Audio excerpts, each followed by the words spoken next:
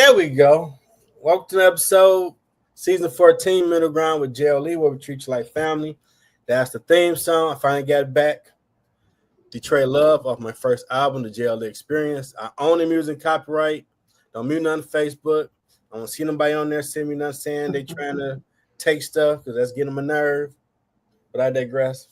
We got another amazing guest for you doing amazing things out here. We have Bloomberg Center for Public Innovation at Johns Hopkins University, Innovation Team Director, Cortnie Squirewell. Welcome to the show. Awesome. Hi. Thank you for having me today. I appreciate sharing your journey. Now, but how did you like the sound, though? The song was amazing, although I didn't mind when you didn't have the music and you sang your own No, theme that's song. I'm just saying, like it was I had to raw. sing It was myself. authentic. It ain't right if you don't hear Detroit Love when this comes on. It's wrong. It's like eating ice cream without cake or pie. It's without wrong. your cake or pie. I can't eat that no more, so I gotta eat the sugar-free. But you know what I'm saying. So, first question: what led you to this path? Yeah. Oh my gosh, it's been an incredible journey. I started my career in education. I literally thought I could change the world, right? There you go. I spent 8 years in the classroom teaching and working with families and leading. Okay. And it was probably during like my 3rd year that I realized a lot of my students were, of course, they were struggling to read. I taught in an inner city in the city. And it was one of my students that made reference to their mom and dad not being able to help them read. And instead of me like brushing off, that response, like I asked them to dig deeper. Okay. And so what they were trying to describe to me through their 1st grade vocabulary was their parents weren't good readers.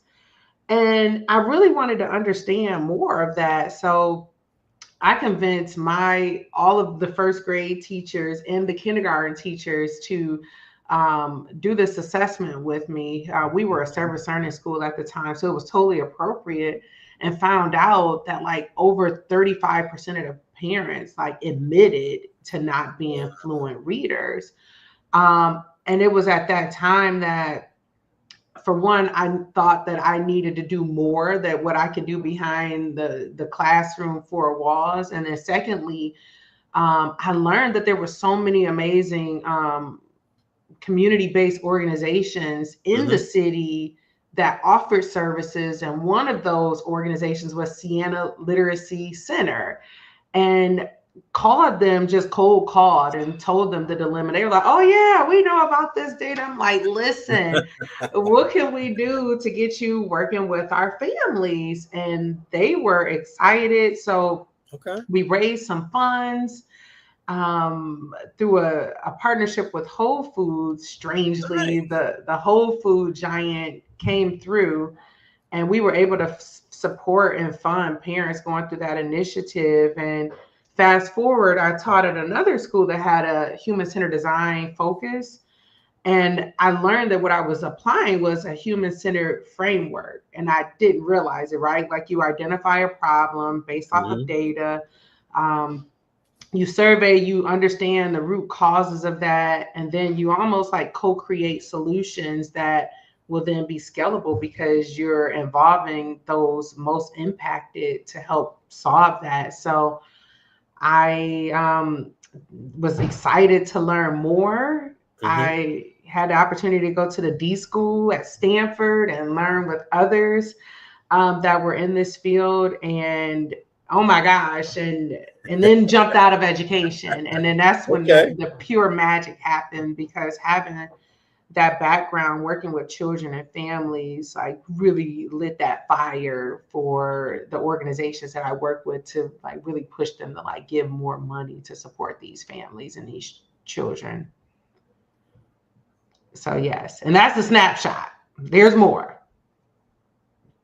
Okay, keep going. I can keep going. So yeah, I had the opportunity. So there was this pivotal point when I was just like, okay, it's time to spread my wings. And being a teacher, teachers are, for one of the most incredible career journeys one could have. I absolutely loved it. But I was ready to grow, and I went to school and got all these certificates to be a principal. And one of the principals who taught at a really nice, well, she was a principal at a really nice school. She told me, she was like, Cortnie, let me tell you what my day is like. She basically said she took a notepad in the bathroom and sometimes had people following her in the bathroom. Oh, no.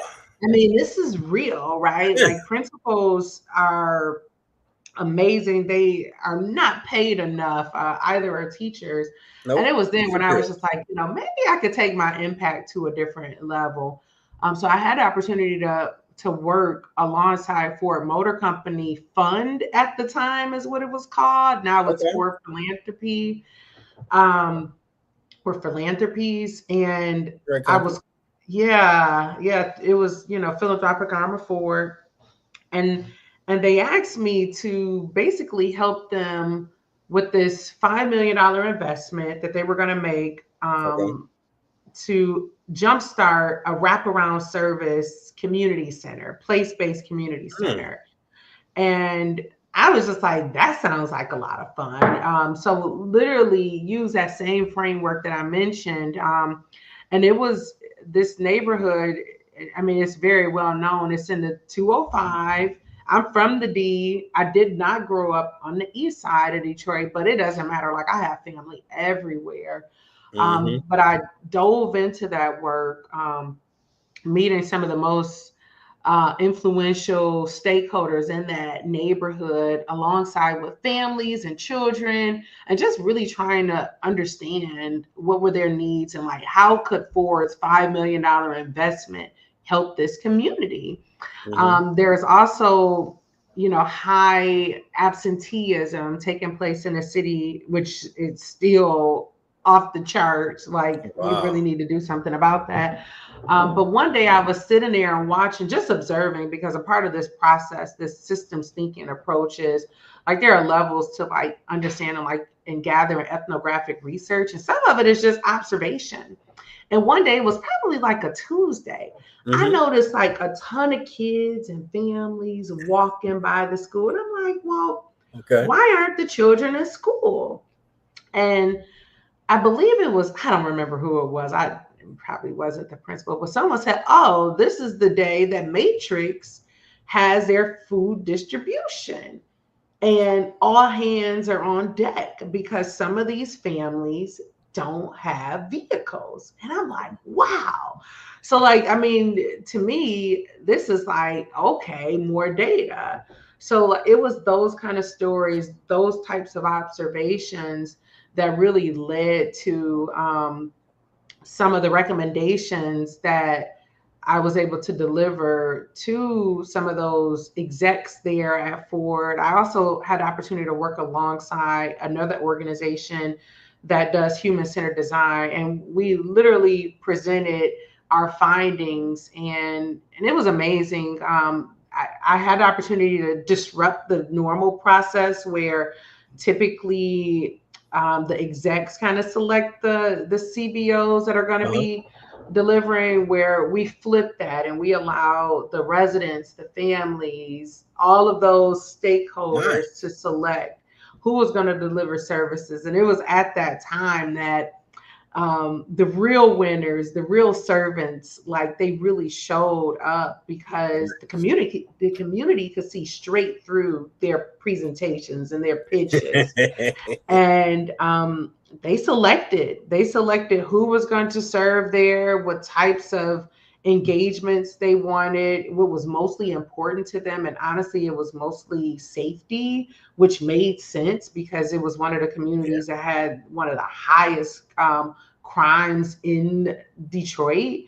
And then they also wanted just basic needs, right? Like, can we get more food distributions on days that our children aren't going to school, so we don't have to pull them out of school?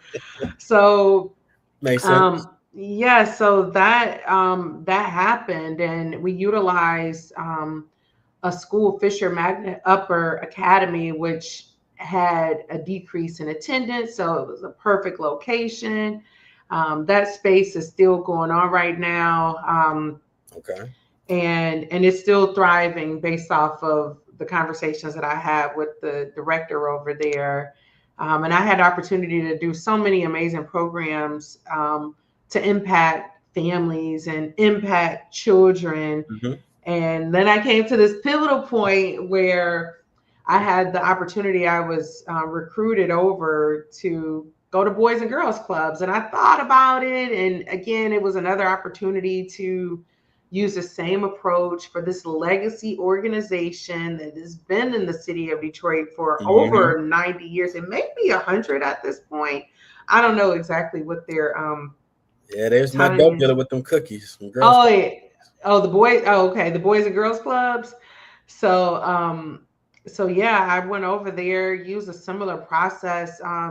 Observe, right? The kids, you go in there. It was like this huge opportunity, in my opinion, when you already know absenteeism rates are high in the city. You already know test scores are low.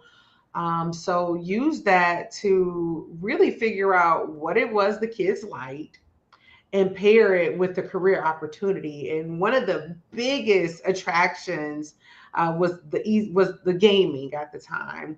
And you would walk up in the club, all the kids would be around this small little television playing Xbox. And I really thought we had something there. And this was a couple of years ago when the esports industry was like just starting to take off.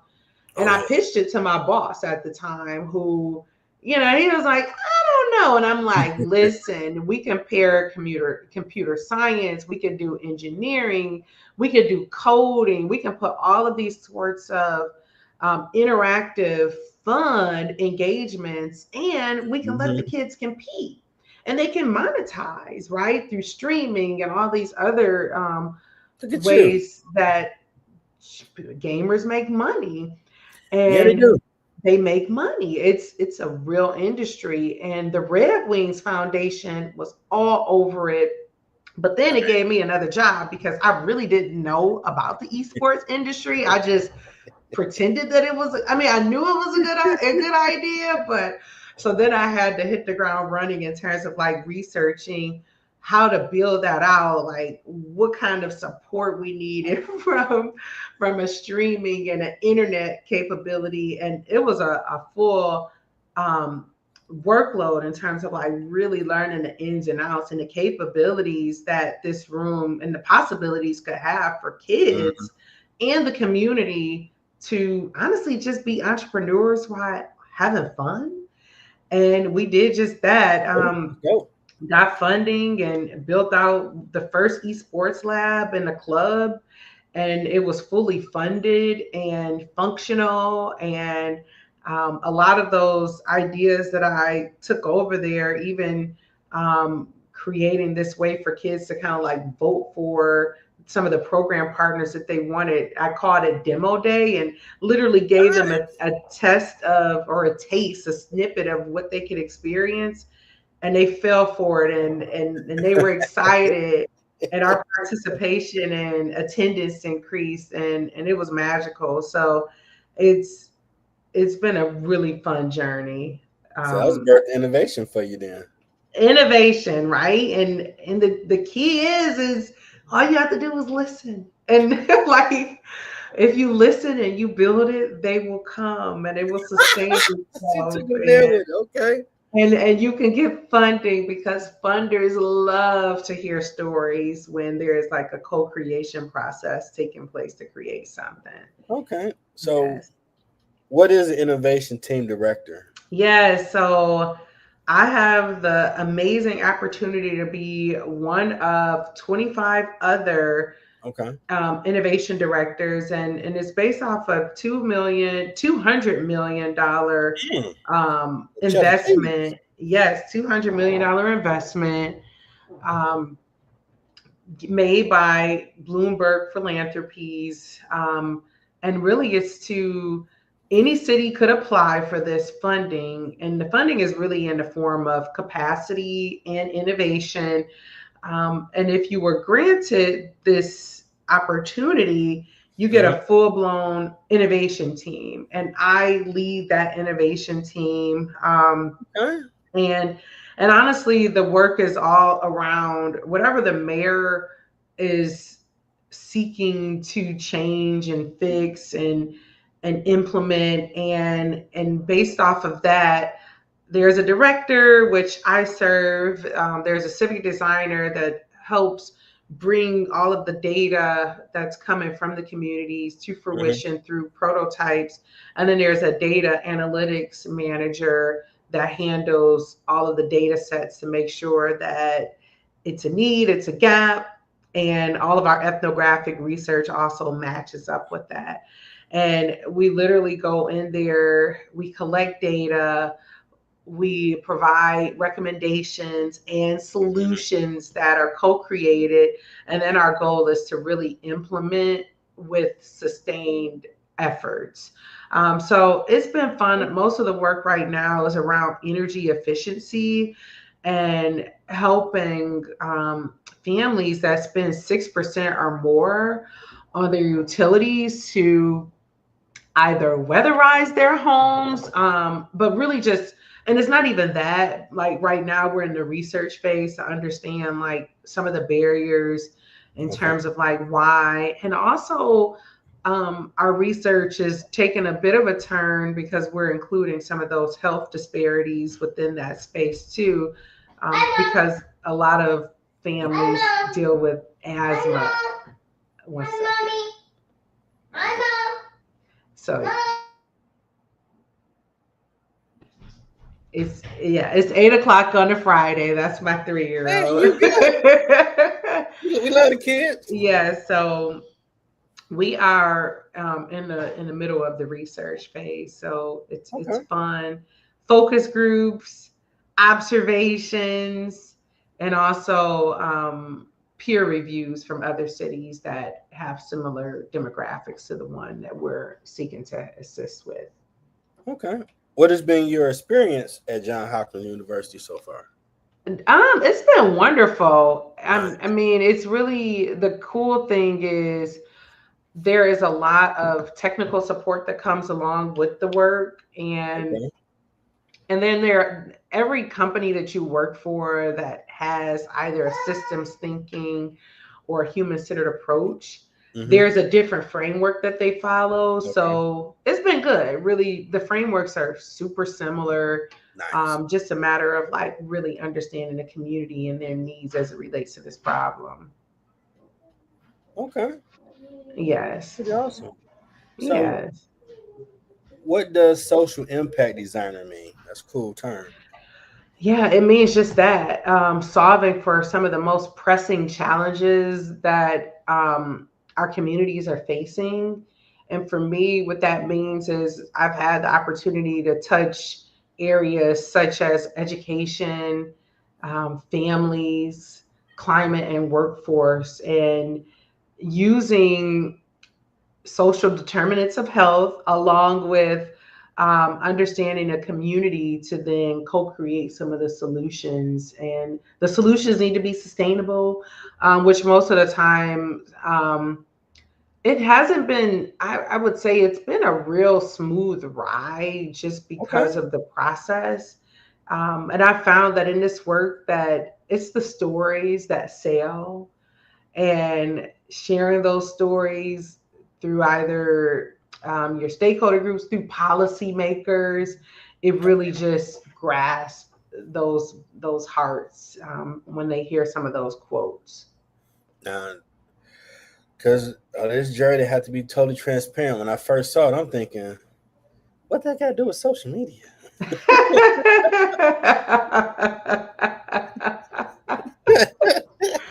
No, it's a cool term. Almost like superheroes in a sense. Yeah, you sound like one. Change the world one story at a time. Oh, okay. It sounds like that hero show, Say the Chili to Save the World. Oh yes. That was big. Yes. You're literally doing it. Yes. So it's been a fun journey. It's been incredible. It's been incredible. I look back in terms of some of the nonprofits I've had opportunity to work with. I've done work with Big Sean, his nonprofit, and at the time he was working on a curriculum that his goal was really to ensure that young adults understood the different career opportunities that came along with the music industry, that we're not just the artists. Yeah, it's a lot of behind the scenes stuff. It's a lot, and the behind the scenes are very lucrative, like the sound engineers, the lighting engineers. So it's been fun because I may not have gone into a lot of my careers understanding the full scope of what it was I was solving for, but being in that space, it really allowed me to take a step back and really learn and understand a lot of careers, industries, and I've had the opportunity to really understand how a lot of things and parts and policies work to then either create impact. Okay. So I mean, I was at Wayne State University as a music management major. Okay. Our teacher had us do for music business too. Because he got I don't know if he's still there, but he had a studio out like on 9 Mile in Inkster. Okay. Nice house and studio. Like, okay, like what we gonna do? This went around 04, the Idol was out. They had a Wayne Idol. We recorded the winner and 6 of the top 10 finalists. And we're like, okay, so you're gonna be like, no, y'all want to do behind the scenes, y'all gonna do all that. Y'all gonna record them. You're gonna see how much it costs to use the music, do this and this and this. And we started giving out delegations. I'm like, okay, that's my first producer. Okay. And we doing the work, and I'm starting to notice like, okay, somebody got to take charge, Jeff, because these artists is bull jabbing around with their friend. They just had to be here, but they ain't getting there, drop the song and leave. I don't want to be the leader. You don't care. And your man, he getting frustrated because he feel like he's doing it all. Like, I don't want my man feel like, because he already got a studio. Like, all right, do it for the team. Like, all right, if you ain't here to help make this album, get out. Oh. They looking around like, you heard what I said. Get out. If you ain't here to help with this album, get out. Go talk in the hallway. Like, thanks, man, because I ain't want to say like, oh, I'll be the bad guy. No problem. Because I don't know how to work the board. Right. We had a cat. This dude was phenomenal. I really saw through him what they were trying to teach by the piano proficiency, the ear training, the music theory. Oh, we doing Alicia Keys song? Okay, let me get the sheet paper. 10 minutes later, he playing the Fine Got You. Oh, wow. Oh, this is what they said. This is what you're supposed to be as a musician. Okay, cool. So we got someone that can do the music. Yeah. Get you in here. We had a few of them at the time that was being Hollywood. Like, look here. We ain't got all day for this. Because we wound up taking a week. He figured we would be done in 2 days. Because he think D12 and other people he was working with, like, this is my actual studio. I'm letting y'all do this for class, but the nicest way he could say it, time is money. Yes. Y'all need to get this done. And that's a whole different skill. I've tried DJing when I started. Look at you. Well, I started a DJ academy because it was a need, and I had to order all this equipment, and I tried. It is not an easy task. Oh man, the stuff for music alone, we ain't no. It was not easy. It was that's DJ equipment. Yes, I learned all about it. The switchers, and it was a good time. The most cool thing I remember, because I had to look up how much it costs to use someone's music. And it was amazing at the time in 04, if the song wasn't popping on the radio, it was like $30 to $1 to use it. But if they were using it now, 20,000. Like, oh yes, it's so lucrative. And that's how Kanye doing his thing, because you hear stuff you ain't heard in years that's R&B, but it don't cost much to use it. Well, I was at lunch yesterday, and a friend of mine was showing me the newest AI artists. So careers are, and technology is definitely taken an unexpected but amazing spin here, and it's going to be fun, to see what we make of this. Again, I'm in innovation, so all of this is exciting to me because there's still like very lucrative careers that can come out of it. It's just a matter of understanding those gaps and getting in there and creating, and then switching our curriculum to then meet those needs, though, because at the end of the day, we definitely have to make sure some of those careers that are definitely going to be taken over by tech, that we're not wasting our youth's time in terms of like learning. Yeah. Because I was that one whenever we broke these in class. Why we talking about Skynet, Jeff? There you go. Like, hey, I grew up watching Terminator. Man is foolish. We're gonna do too much. So I don't want to be around the Skynet stuff because we're gonna be stupid with it. We do but honestly, we've been seeing these innovations since a very long. Terminator is one. Enemy of the State is like actually like one. And that was an actual bill at the time. Yes, so that was trippy. It's just to show you that the future is now. We're in the future, and you just ain't got the jets in the house and the backpack. No, but we have this amazing opportunity to really utilize it to continue to do amazing things that will benefit our children and our generations to come by just really understanding how to use it, simplify and really simplify, right? If we get it right, it will allow more time for families to be with each other if we're really that's a good side the way of it. It should be. Yes. Now, you were featured in Michigan Chronicle 40 Under 40. Yes. How has that experience helped you on your journey?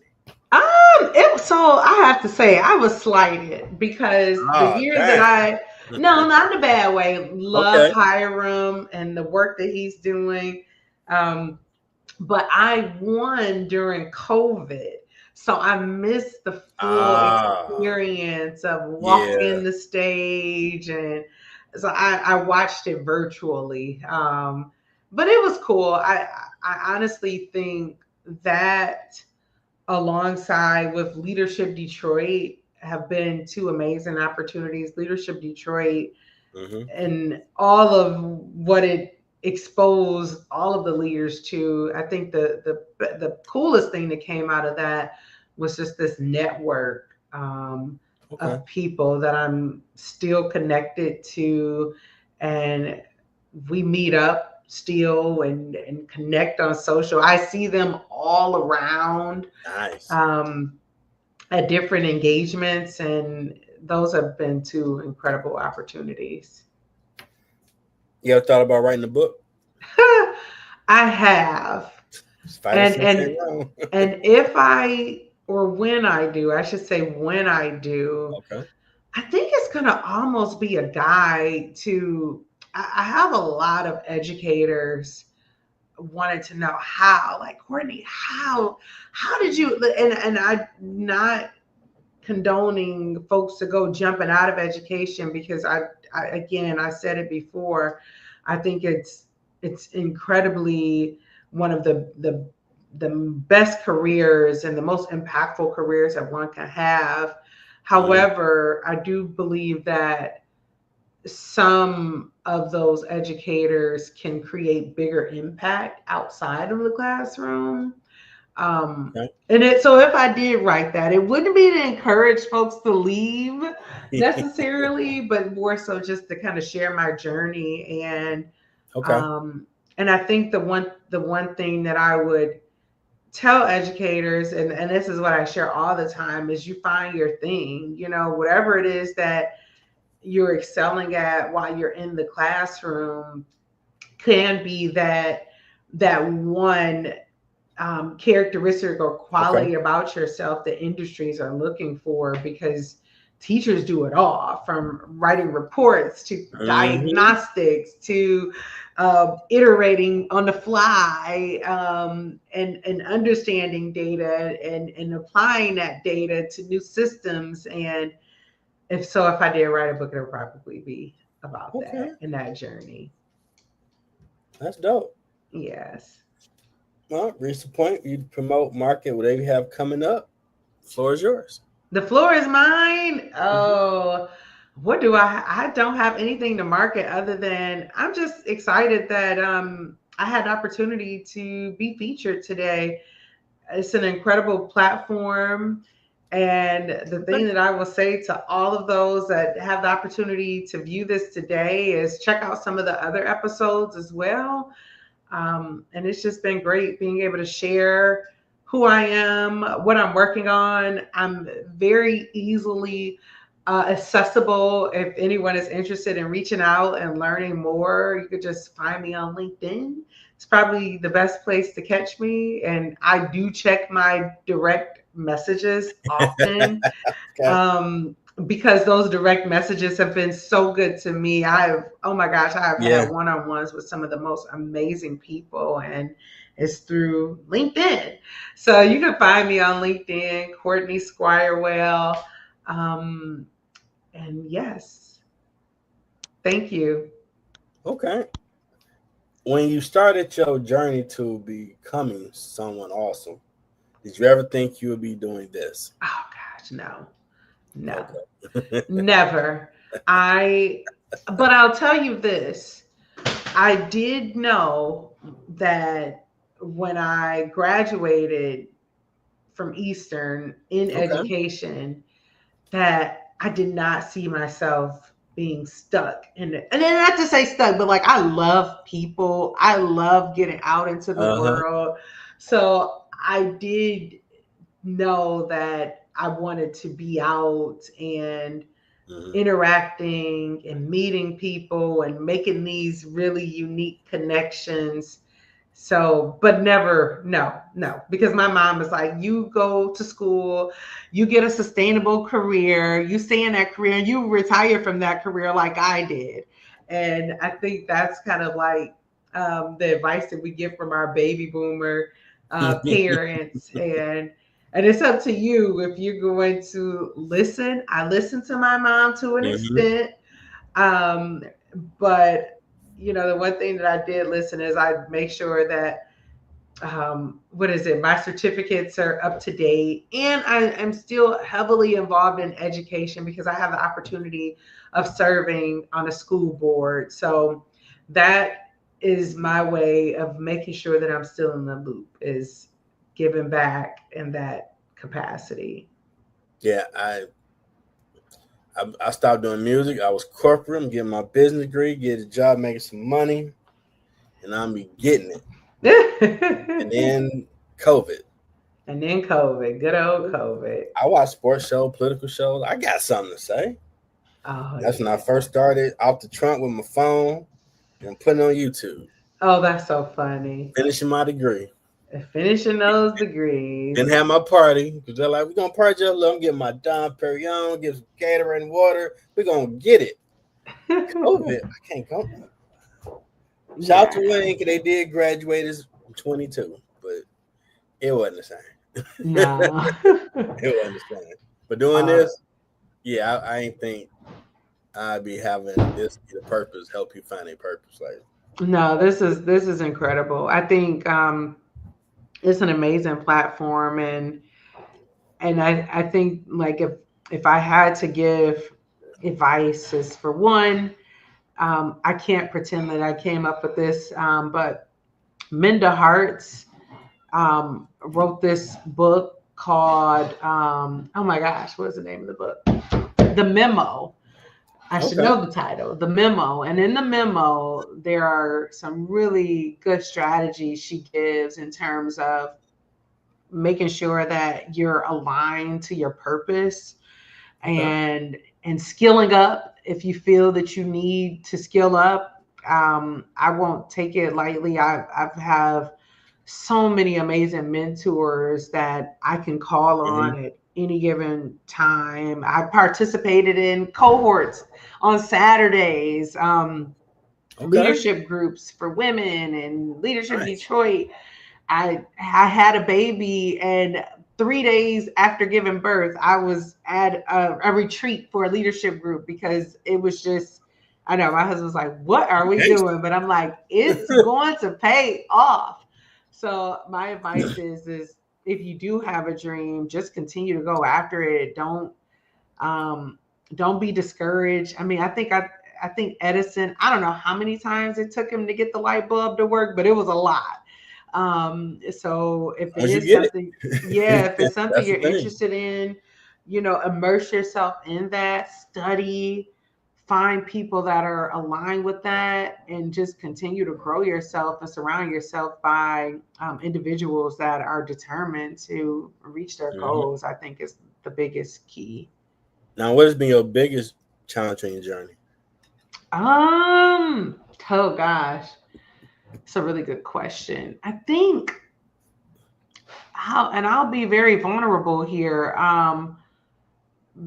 Leaving a really safe career to venture out, it hasn't been a challenging aspect, but when you get into corporate America, it's not as blue skies, green grass as one thinks, right? Like there are other politics and systems that come into play when you're in those spaces. And I've experienced a layoff, and that was heartbreaking. I was doing incredible work and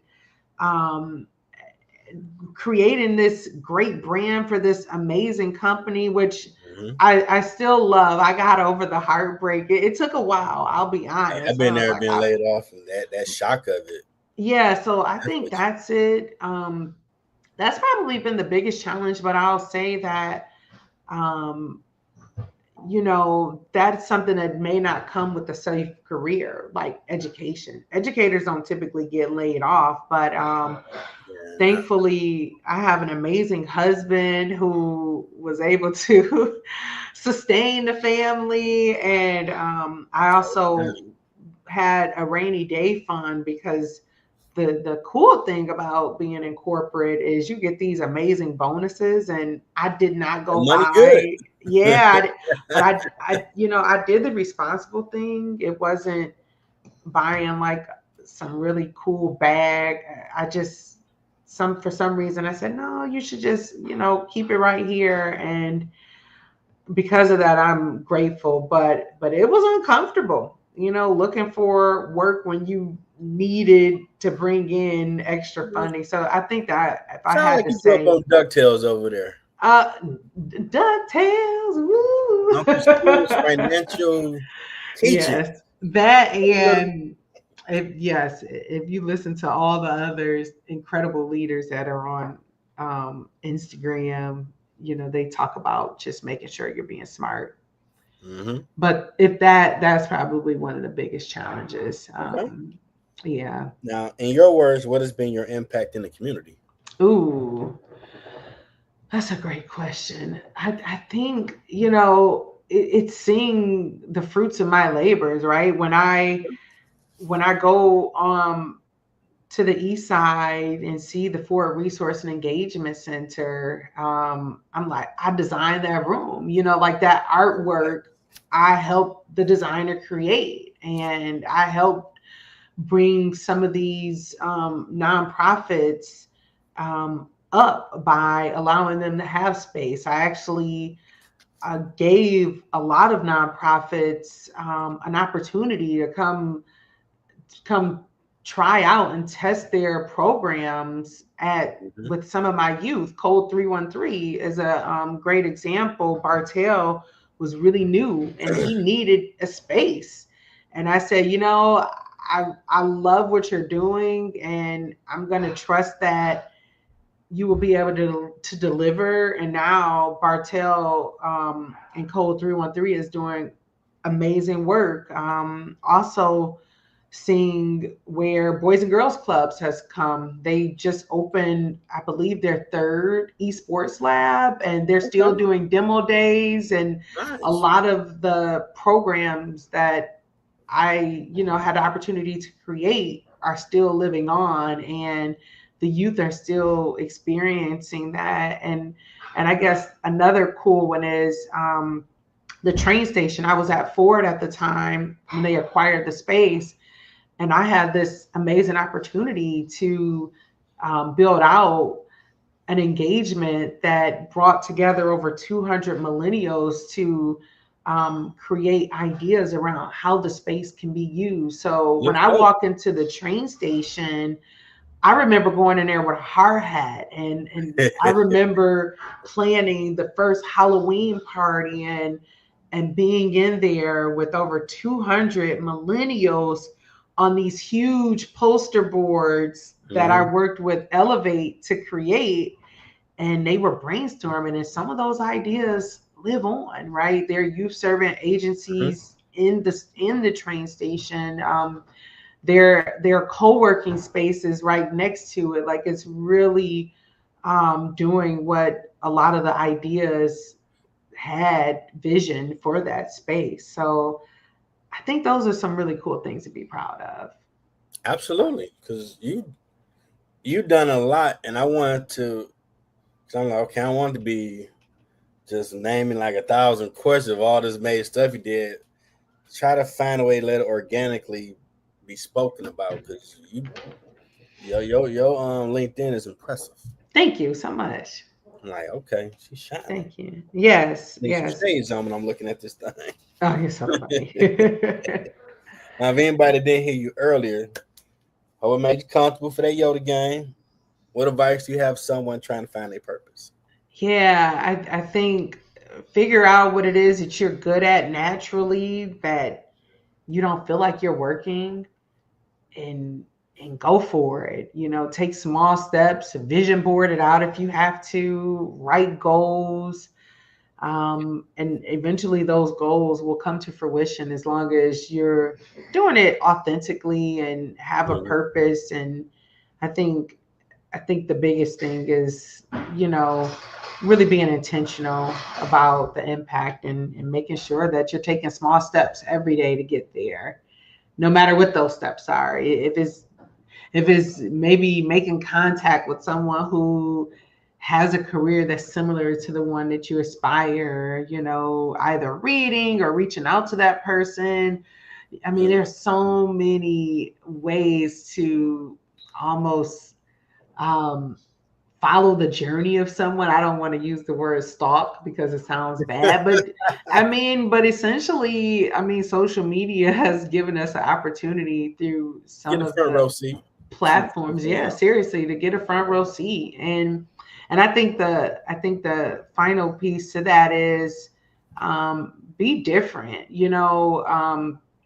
There are a lot of amazing things already taking place, but just trying to figure out how you can have your own legacy behind it, and differentiate yourself from what's already out there, I think is key, especially in Detroit. You definitely have to come with the different swag to yourself, or level of impact to really make you stand out, and go for it, and dream, and get it.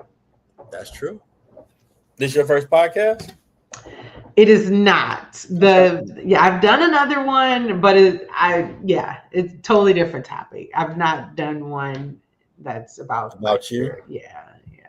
That we live by the tagline where we treat you like family, feel comfortable to talk about yourself. That's right. And no, but I've been on another podcast before. Okay. Oh, you definitely. I expect you'd be back when you write that book. Yes. Anything else you got going on? You want to come back, talk about it?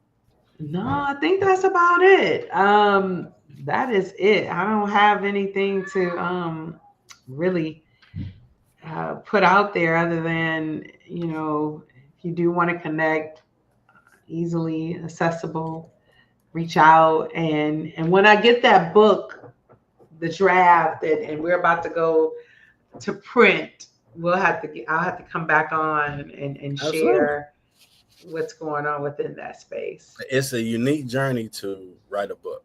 Yeah, I can only imagine.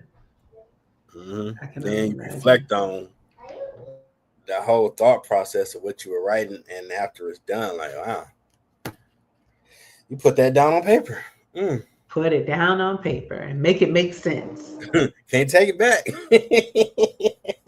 I'm sure it has to be a lot easier though, especially with editing now, with all the tools that are available. So now we got ChatGPT. Yes. You can speak to Google Doc, it do it for you. So yes, writing a book is not that hard like it was when you literally just writing or typing all day. No, about doing it. No, I probably need like a good 3 months to get away and be with nature. Okay. I was thinking, I didn't want to say it, like I can see nature, trees to get her inspiration. Yes, yes. Okay. Well, I definitely appreciate Bloomberg Center for Public Innovation at Johns Hopkins University Innovation Team Director Cortnie Squirewell for sharing her journey. It's been amazing. Watch this episode, replay it, share it. And I appreciate you for sharing it. Thank you for having me today. And you've treated me like family. So thank you. Got to. So I need that honest thought at the end. But some people been on here. This ain't TMZ or nobody. I don't care where you were. I'm going by your website and LinkedIn. Oh, okay, cool. Yeah, relax. Yes, relax. You got the crib. You should be relaxed. Relax. But no, it's been incredible. That's coming. Yes. Well, thank you again. Red carpet treatment, Red carpet. Yes. Can't have nobody come to the building and not get the Dom Perignon caviar treatment. Right. Anything else would be uncivilized. That's right. They're gonna tell people, like, oh man, it was first class, everything. There you go. So if it ain't, you from the trade, like, man, this dude did some bootleg. He gave me an Uber. He gave me some grapes. Man, I ain't calling that man show. No, can't do it. That's so funny. No, well, thank you again. And can't wait to share it out with my community and my network. And absolutely. I appreciate you again for taking the time to learn a little bit about me. It's been fun. Absolutely. I'm gonna make some clips tonight or tomorrow. You'll see them post. They post instantly on LinkedIn. Okay. Then I'll post once I put on Spotify how they can reach you and all that good stuff. Like I do, tag you to it and let people know. Thank you. All right. Now I'm for the viewers. I made me ads now. I'm trying to be more corporate with this thing. So you want to see an ad before you see the intro song. Smart. Till next time, everybody. Y'all have a great one. See you all. Thank you. Thanks for tuning in to Middle Ground with JLE. Hope you enjoyed the show. If you want to buy my products, go to Amazon.com for my books or my music. Like, subscribe to my YouTube channel, Middle Ground with JLE. And more to come. See you next time.